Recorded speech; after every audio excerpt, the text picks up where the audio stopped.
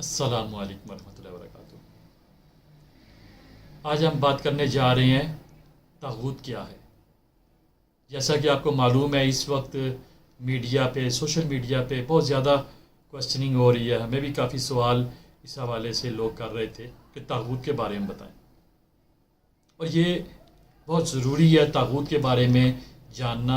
As a مسلم ہمیں علم ہونا چاہیے کہ طاغوت کیا ہے، اور طاغوت کا جب علم ہوگا تو پھر ہم طاغوت سے بچ سکیں گے۔ اگر طاغوت کا ہمیں علم نہیں ہے تو پھر ہم طاغوت سے بچیں گے کیسے؟ تو اس لیے یہ بہت ضروری ہے۔ اس کے لیے میں سب سے پہلے قرآن مجید کی سورہ بقرہ کی آیت نمبر 256 پہلے میں آپ کو پڑھ کے بتاتا ہوں۔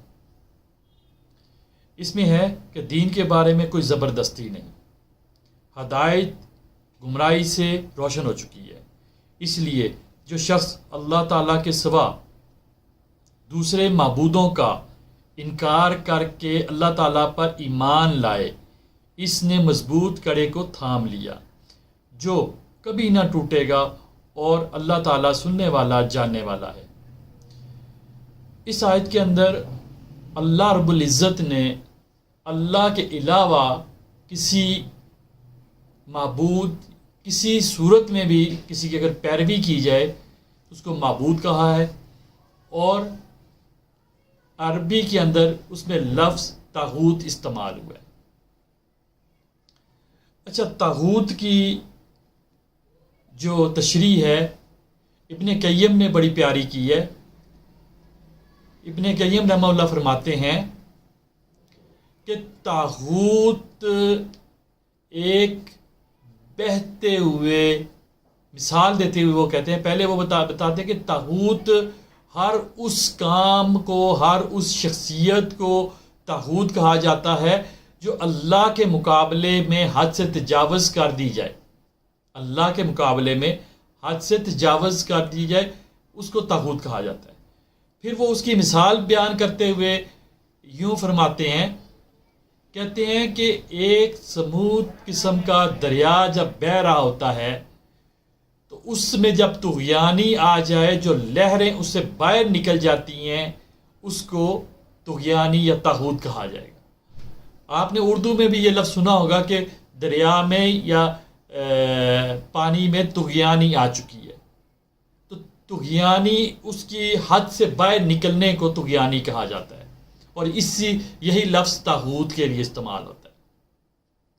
اچھا، طاغوت کو جب ہم اسلامک پیرائے میں لیتے ہیں تو ابن قیم بھی فرماتے ہیں کہ ہر اس شخص کو طاغوت کہا جائے گا جو اللہ رب العزت کے مقابلے میں جس کو کھڑا کر دیا جائے گا، جس کو ایک خاص رسپیکٹ دے دی جائے گی، اس کو طاغوت کہا جائے گا۔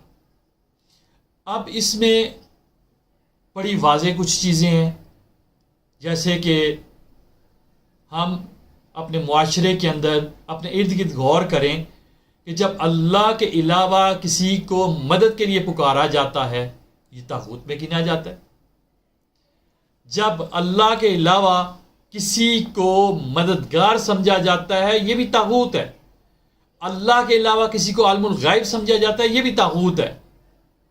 اللہ کی صفات کے برابر کسی مخلوق کو جب صفت دے دی جائے، یہ طاغوت ہے۔ اور اسی طرح ہم معاشرتی معاملات میں اگر دیکھیں کہ اللہ کے احکامات کے مقابلے میں اگر کوئی احکامات کو مان لیا جائے تو یہ بھی طاغوت ہے۔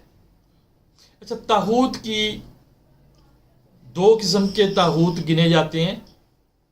ایک طاغوت ہوتا ہے جس کو عوام الناس طاغوت بنا لے لیکن اس کا اپنا کلیم نہ ہو، جس طرح قرآن مجید میں اللہ رب العزت نے فرمایا کہ قیامت کے دن عیسیٰ ابن مریم سے جب یہ سوال کیا جائے گا ان کے حواریوں کے حوالے سے، تو عیسیٰ ابن مریم بالکل اپنی کی جانے والی عبادت یا پوجا سے انکار کر دیں گے، اور وہ کہیں گے کہ میں تو اللہ سے ڈرتا ہوں، اللہ نے مجھے انعام کیا، مجھے رسالت دی، میں کیوں لوگوں سے کہوں گا کہ میں تمہارا معبود ہوں؟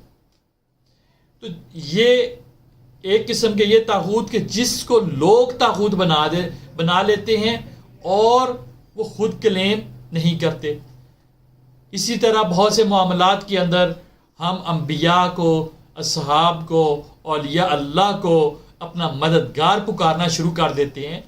یہ بھی طاغوت ہے، لیکن یہ وہ طاغوت ہے جو خود وہ کلیم نہیں کرتے، ہم کلیم کرتے ہیں۔ طاغوت کی یہ ایک قسم ہو گئی۔ اب طاغوت کی ایک دوسری قسم بھی ہے کہ ایک شخص اپنے آپ کو اللہ کے مقابل پیش کرے اور لوگ بھی اس کو قبول کریں، جس طرح فرعون